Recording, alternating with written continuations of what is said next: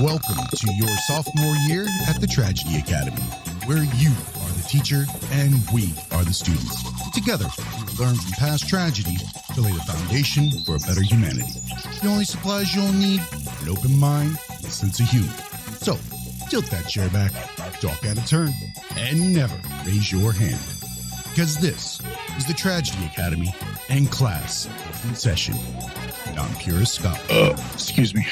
That was me being professional. Coming from the cartoon philosopher. Yes, I am the self-proclaimed cartoon philosopher. My the intern Bonapino that used to be on the show, Jonah, he used to love, because normally when I burp, I would say the word burp as I burped, and he just would crack up laughing all the time. Hi, welcome to the Tragedy Academy, a show created to bridge societal divides in a judgment-free zone using candor and humor. My name is Jay, and today I am joined by the great Ben Dykstra. How you doing today, Ben? I am doing wonderful, Jay. It's a pleasure to be on here. It's a pleasure to have you. Ben's here to discuss quite a few things. He's a busy man, but he has a unique perspective on life in that he has cerebral palsy and doesn't view it as a limitation in life. He has a unique perspective on that. And also, he is an up-and-coming voice actor, and also recently appeared in, what was it, A Christmas Story in a virtual play? Yes, it was a virtual performance of A Christmas Carol put on by a New York theater company called Alpha NYC. Dude, did I say A Christmas Story? I think so. That's awesome. Yeah, that leg lamp gets me every time. Dude, it's one of my favorite Christmas movies of all time. Yeah. I think it's everybody's. So you played, who did you play again? I played young Ebenezer Scrooge, who gets dumped by Belle after he becomes obsessed with money. And then I become the one guy when the old Scrooge dies that says, well, I'll go to his funeral if lunch is provided. It's like he's only worth a free lunch guy when he's having his epiphany moment with the ghosts. Oh, yeah. That's too funny. So, Ben, why don't you tell everyone, all the listeners, what your philosophy is behind having cerebral palsy and being angry at the universe and how you approach that? Right. It can be very easy to become angry at the universe for a different situation like that. Knowing several episodes of your show, I remember you talking about body dysmorphia and your struggles with personal issues. And it can be very easy to get bitter about that. But I'm going to steal a line from one of my favorite movies, The Shawshank Redemption. You can either get busy living or you can get busy dying. God, I love that movie, by the way. You couldn't have quoted a better movie. Amazing movie. Keep going. Right. So in my head, I developed a philosophy that we all go through life wanting things that we don't necessarily have. Like, for instance, people ask me, would you walk if you could? Or you might want a 6-pack or an 8-pack of abs. But the thing is, that's not what the universe gave you. The universe gave you other things, which is why I developed the theory of the universal trade-off. Like, for instance, sure, I can't walk without holding onto a walker, but I have an upbeat personality. I can talk, whereas there's other people who have far worse versions of cerebral palsy, considering it's an entire spectrum where they can't feel anything, they can't talk, they can't see very well. So I believe that it's part of my life's goal to showcase everyone else's gifts so that you don't see the disadvantage, or you cannot be denied for having such a disadvantage. I think that's an amazing philosophy. And so you're talking about highlighting the capabilities, not the quote unquote incapabilities. Right. What are the talents? Where is it that it comes from? Who are you? How you impact the world for what you bring to the table, not what you're perceived to have not brought to the table. I think my talents, they just come from a general desire to be freely able to express things, because when you have cerebral palsy, you get told no, or it's not likely going to happen an awful lot. Like in terms of, in order to eat at a restaurant, I often have to take the foot plates off my chair because the tables are too short and I'm 6 feet tall. when I'm sitting down. So it's a matter of like, okay, we have to adapt and overcome. So that's a common thing. I've always had the overactive imagination because most of the time at home, I'm sitting in front of a television screen. Yeah, that makes perfect sense when you have a sedentary life that you have to live. And I don't think we mentioned you live in Canada, a little bit more remote area as well, correct? Oh, yeah. For the last 5 years, I've lived in a town called Haliburton, Ontario, which is basically if you're elderly and loaded, that's where everybody lives. If you're retired and you're just on the way out to cottage country. That's the area. You're in the retirement village. We have something like that here near where I live. It's called the Villages. I was going to say your entire state's called God's waiting room. So it really is. I think the phrase is newlywed or nearly dead. That's how they put it on the billboards here. That said, so you are saying that you view your situation as advantageous in ways based on how you get to approach things with your gifts. Can somebody pull out a dictionary? Because that was a lot of words. So you consider yourself someone to have capabilities, not incapabilities. Right. And there is going to be in your life, whether you have a disability or not, days where those things bring you down. Of course, it's human nature to have an off day. But the important thing is that you recognize that, first of all, it could always be a worse situation than what you have. Like you could be dead, for one. And then you have to recognize that the only person that's really going to stop you is you. You have to recognize that it really isn't anyone else's fault except your own, that you're not achieving things. That's a great philosophy, because the only thing standing between you, your goals, your dreams, and destinations is action. Right. Action is the only thing that you need to take in order to achieve your goals. Not anything but that. You can stare at them. You can dream about them. You can talk to your friends about them. You can come up with all the excuses in the world to not go for them or why you shouldn't. But at the end of the day, it really was only a step forward that you needed to take in order to begin your journey. Yep. You want to, pursue life the way that it's been given to you.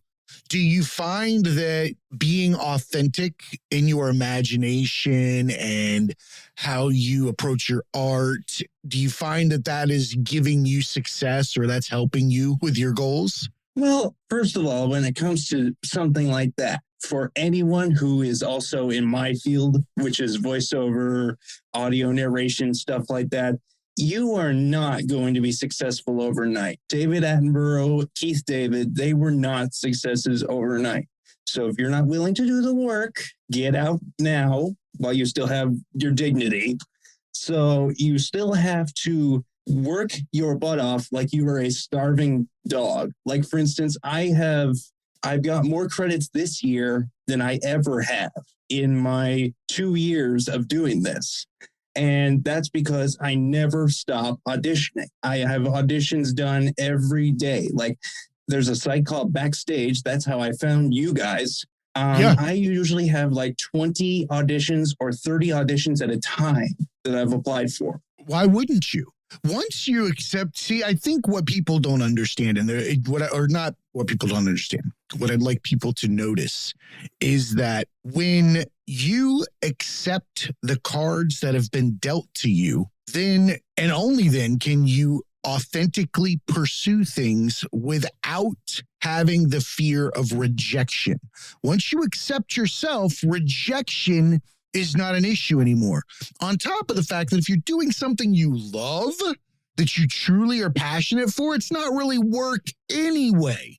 It will be laborious, but it won't be something that you don't enjoy doing. Right. It's a challenge every day if you really love it. It's not in any way, well, it can be for like 5 minutes. It's kind of sad when it's like you audition for the book. This is your 50th audition that you didn't quite get, and it's a book you really like. But then it's like you have to pretend that there's always the next one. But that's the thing. It wasn't that one. It didn't need to be that one. It wasn't yours in the first place. I've often found that the more that I try to find something, the farther it gets away from me. The less I'm able to find it. That said, when I've sat still and done what feels natural to me, the opportunities come to me. Right. There it goes back to the authenticity. When you're authentic to who you are, you're really not going to have to wait as long as you think. No, because it's not forced opportunities. Anytime that you're not being authentic or original or to, yourself, you're taking away the opportunities that naturally exist for you in reality. You're forcefully dodging what was already entitled to you. You're actually dodging it because you're actively chasing things that are not on your path. And we will toil and we will try to grab those false dreams, those false goals, those things that we're told that we should get.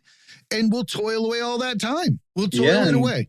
And you don't get it back. No, time is not given back to you. That is for sure. Yeah, I'm glad I figured this all out. Like I'll be 24 in 5 weeks, literally. So I'm kind of surprised at myself sometimes that it's like, how am I figuring this out while other people are kind of still struggling on the journey? Well, you're measuring the ability to have perspective in years, whereas difficulties, traumas, experiences, once they're layered over each other, they create a different view. I know you've heard me say before that Ben Franklin's bifocals, right? The ones with the different lenses, and we call those experiences. And your set of experiences, whereas I might have 45 years worth of lenses and, individual experiences throughout there, mine might be a lighter shade. They might take me a longer time to get to the same view, whereas yours are 24 bright red lenses that you've had to look through each and every time. Your experiences are completely different.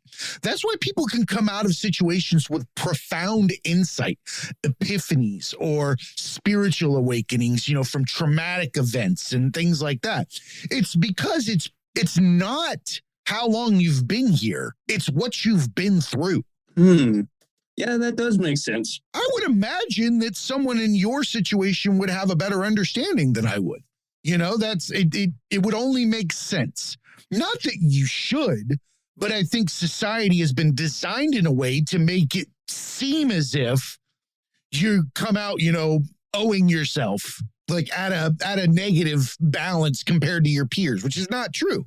It's not true in the slightest. No, I don't really owe myself anything. No, absolutely not. Absolutely not. Just to respect yourself. Yep. Nothing more, nothing less. So you had talked to me about an idea for a podcast that you wanted to do involving the universal trade-off. Right. Can you tell us about what that would look like? Well, first of all, we're still under development, so I'm hoping that in 2022 we can get that going. But what it would be like is, regardless of whether it's physical, mental, if it's any disability that society today would consider a disadvantage, I want to prove all of the people that tune into the show, it is not a disadvantage at all. There is hidden talent behind it that you cannot see, and I'm going to showcase it.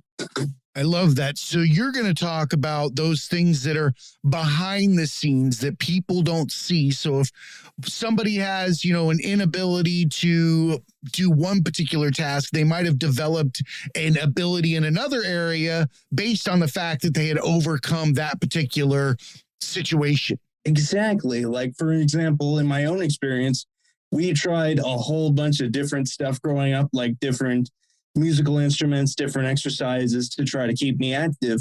I normally tend to find that doing my own voices is a better, more comfortable, and more natural type of talent that I can use. And it's a way that you cannot use my disability against me because it's from home and you can't see me. Not that I'm hiding it, but it's the fact that I am making sure that nobody in today's society, regardless of their perspective, can use it on me. So let me ask you this. I wholeheartedly understand what you're saying, but I would want to caution having roadblocks to prevent someone from accepting you as you are today, right? In order to protect your capability to produce particular items or to be accepted to certain roles or things like that. But when you say that you've put together these different, methods with which to prevent someone from judging your capabilities, I would argue that the more that you work on the authenticity, the less those need to exist. Because like you were saying before, the only thing between us and our dreams is action. And it doesn't matter whether or not we attract people to us or roles to us. What matters is the types of people that we attract to us and roles that we attract to us. So the reason why I say this is if those walls were taken down, imagine it like this. Would you want a friend that didn't like people in wheelchairs? Nope. So why would you want to be affiliated with a company that you feel you would need to hide it from to begin with? And I'm using wheelchair as an example, whatever. Right. It's not necessarily. So you see what I mean? Like any kind of prevention between that and that, I feel like I've tried to use certain scenarios where a disability can be utilized as a filter with humanity. When you have what is perceived as a disability, there are several different looks that you're going to get from people. You're going to get those people that, will pity you, some that'll look down on you, but to me, that's like wearing a shirt that says I suck, right? The people that are making the judgments. And that's not the people that I even want to do business with. Right. So I don't know. This isn't a lecture. I'm just trying to encourage you to be forward in or more on display. I mean, obviously, you're Rolling Media or Rolling Dragon Media. That's pretty pronounced as to, who you are. But I just wanted to give that advice. Fair enough. I mean, it is the Tragedy Academy. I might as well learn something. I mean, I already brought the teacher an apple because I'm on my MacBook. Hey, Mac is saved. It's limped through so many episodes before. My MacBook had like no power one day. It was dragging its mouse behind it, and it stayed on, still live streaming. I was like, man, not my Windows computers in the past. Couldn't have handled it. Plus, you got to replace those like every 3 years. Oh, I've had mine, I think, since college, which was now 3 years ago I graduated. Nice. Yeah, they'll last forever. Oh, yeah. Hey, academics. Have you endured life's tragedies, trials, and tribulations? Did you adapt and overcome? Do you have advice for others to pay forward and want to be a guest? Then email us a brief 2 to 3 minute video to show@thetragedyacademy.com and tell us how our academics can learn and grow from these experiences. Thanks again for your support. And now, back to class. The trade-off. Where do you intend to find your guests? Well, I already have a few friends of mine because on Facebook, there is a cerebral palsy support group where if you are a little bit confused with, like, say you're getting older and your body is changing in a way that some might not consider normal, you can ask someone else who has cerebral palsy who is a bit more experienced. You can always scour social media to find those who are equally as open as I am about their disabilities. Or you can just do some general research. Like I thought at one point I might do an episode where I do a commentary on the My Left Foot production. What is the My Left Foot production? Oh, it's an old movie, My Left Foot, where a guy, I believe he accomplishes dreams of being a musician, but he has no feeling in anything except his foot. Are you serious? I think I've heard something of that nature, like the My Left Foot, but I've never watched the movie or anything of that nature. Me neither, actually. That's why I was like, I'm going to look that up. So you picked a theme for a podcast episode based off of what you've heard about a movie. That's awesome. I love your imagination. Gotta get spunky with it. But the guy, what would it be like to only have feeling in your left foot? Yeah, I actually watched a news broadcast, and I can't remember the exact disease, but there was a guy who was able to write his own life story, his own whole book, and the only thing he could move was his eyes. Wow. I know, right? Well, they have technology now that reads eye movements. See, that's why I feel like now is the perfect time for me to do this kind of stuff, because the technology is here. There is more people who can be born safely and have disabilities. Whereas maybe back 20, 40 years ago, you're lucky if he survives getting out of the oven. So let me ask you this. You're in a wheelchair. You have a limited mobility in certain scenarios, or you're touting technology as a way to get out of your bubble, right? Mm-hmm. What do you think the metaverse is going to do for the disabled community?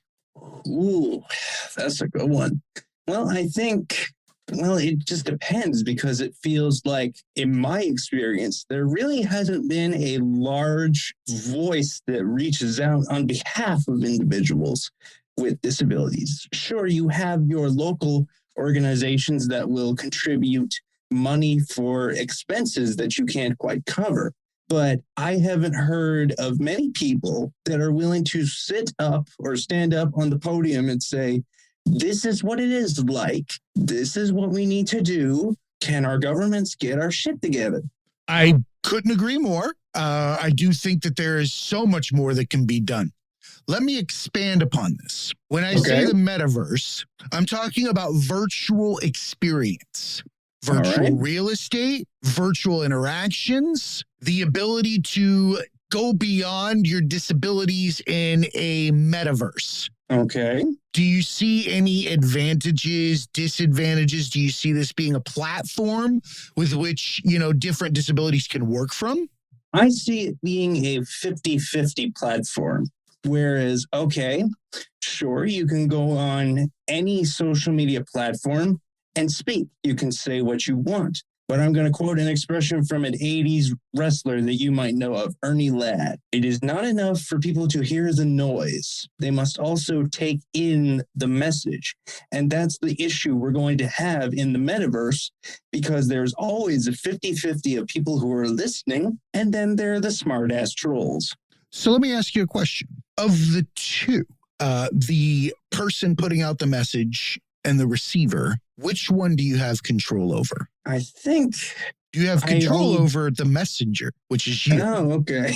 You have control over the messenger, not the person receiving the message. Right. So if that's the case, and it can't be, it's the case for all humans. You can only be, the messenger in that situation, right? And you can't control whether or not somebody hears or listens to your message. So one would argue that trying to control or force a message to be heard is a waste of time, right, and efforts. So how do we attract the right things? How do we attract the right people? How do we move forward? By example, leading by example. Your message, when it's rang true, when your message is rang true, it does attract attention. And again, it attracts the attention of the people that need to hear it at the time they're supposed to hear it, where they're supposed to hear it, right? You just ring the bell. The rest will fall into place. So if you get into the metaverse, here's what I see. I see the ability to step beyond body dysmorphia, step beyond physical judgments, step beyond perceived limitations upon sight, like you're explaining yourself. Those not just cognitive bias, but implicit bias, right? Hitting my microphone like a champ here. I'm a pro. But implicit bias. We see this generationally. If I walked up to you in a wheelchair, or somebody from my generation, and then someone from the generation above me walked up to somebody in a wheelchair, can you honestly tell me, because I've seen it in my lifetime, there is a pronounced difference a lot of the time in how someone is treated in that scenario. One is a lot, not less accepting, but a little more narrow-minded in what that person's position in life might be. Does that make sense? Right, because as technology has evolved, like if we were to meet someone from my generation, I don't think you would get the same reaction nearly as people from your generation, because in a small sense, I wouldn't say very large, more things have opened up for us. 100%. And I mean, you brought it up, your generation. Your generation actually is the backbone for this push of diversity, inclusion, and acceptance. I think my generation is here to facilitate a lot of that change for you with the wisdom that we have, right? And I think that there's a generation that's left here that is really upset because they don't understand what's going on. And that's how it's unfolding at this point. Right. And I see you doing great things. I mean, what you're trying to accomplish is something that, a lot of people should strive to do. So I appreciate you for trying to make your mark on society in a way that, it gives people a map to their own greatness. Well, I mean, I have to say the same thing about you, because with your authenticity and your sense of humor, you're giving people a map, a guideline to say that, sure, we go through adversity, but this is how we overcame it. And now we're going to ride off into the sunset with a smile on our face. Thank you. I appreciate that. And to add on to that, I want to make sure that people understand that an additional piece of this is to understand that all of those perceived issues that we have, all of the insecurities, all of the depression, all of the anxiety, those things are fallacies. And if we accept the fact that they're fallacies, then they have no ability to impact us. And that's part of this journey, is understanding that implicit bias and cognitive bias based on other people's upbringings and experiences really are only the reason that they're looking at us with any kind of imperfections. Their experiences created our imperfections. Right. And negativity is taught. It is not something that you are born with. It's something globally that you're taught by generation. And it's contagious. I know. It's very contagious. People don't realize the strength in our ability to interact with each other without having physical interaction, right? Case in point. So judgment, right? Judgment actually has a physical strength. What if I told you judgment could stop a car? That's insane, right? Yeah. You'd be like, are you fucking nuts? Looks like, what legal show have you been watching? Here's how. I want you to go to your nearest stop sign where people have a tendency to run the stop sign, right? Okay. Don't grab a sign. Don't do anything in particular. Go to that intersection, sit on a sidewalk, and just look at the stop sign. Sit there. Don't say a word. Don't laugh at them. Don't point. Don't nothing.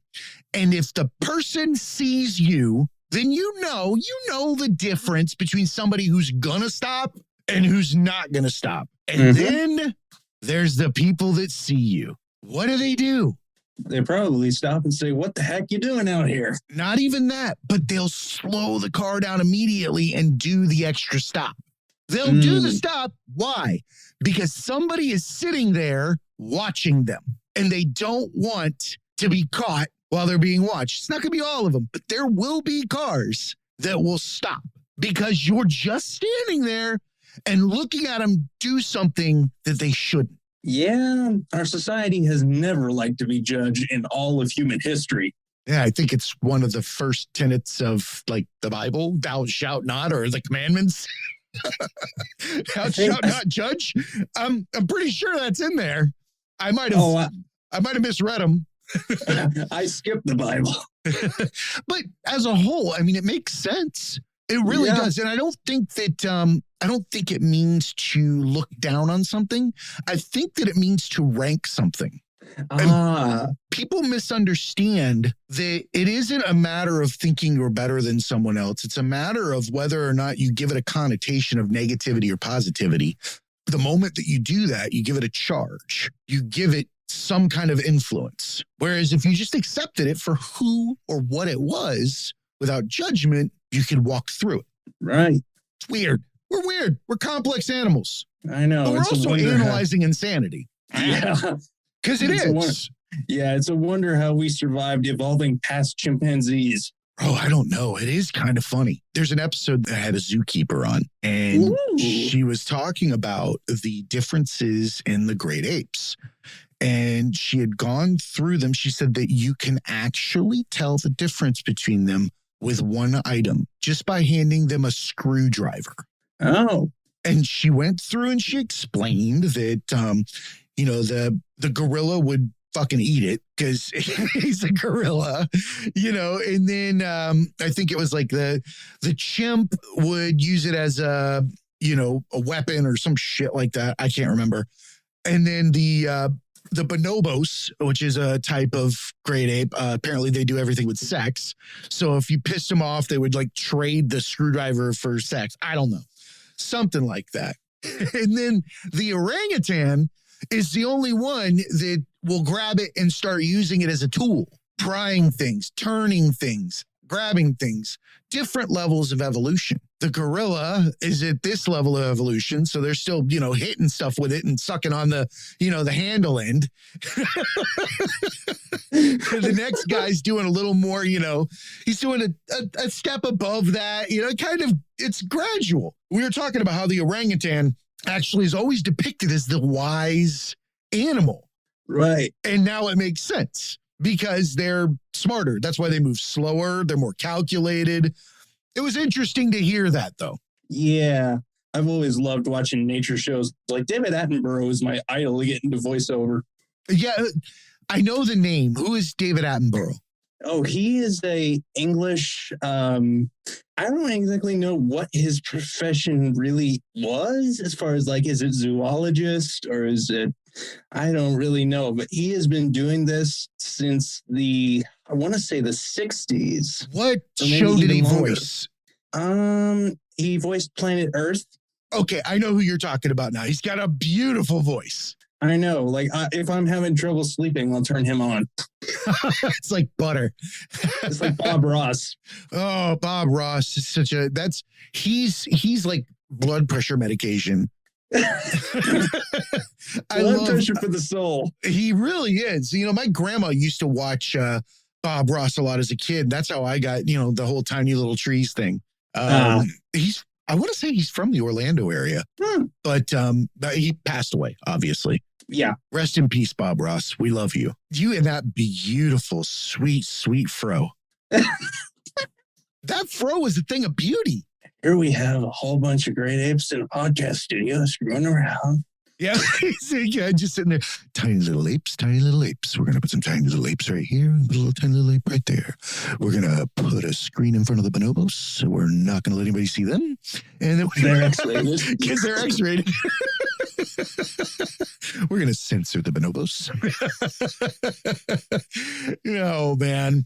So I want to thank you for coming on, Ben. I know that I want to give you a chance to talk about the area that you live, though, because I know that they got hit pretty hard recently. Is there anything that you want to say about? Because I know that you had said some storms came through and a lot of people were hurt and, no power, things like that.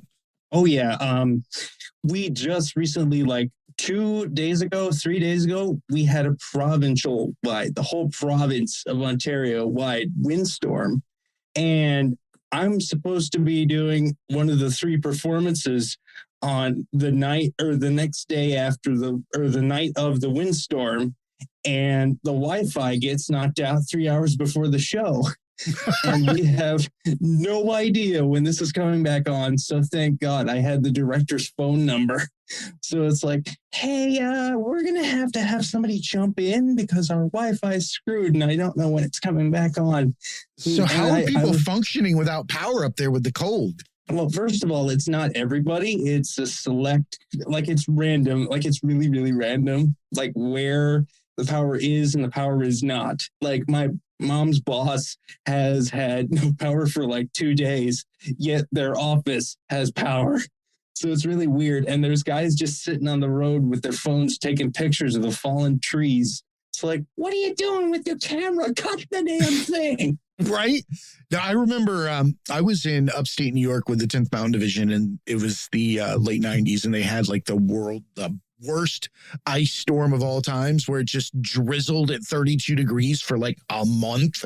And, you know, people's antennas on their cars were like as big around as a bat. They had so much ice on them. Cars had like, you know, 4 inches of ice all the way around them, surrounding them. You saw for like, no joke, like probably 6 months after the ice storm, there were still broken taillights where people were trying to smash the ice off of them so they could drive their cars. Oh my God.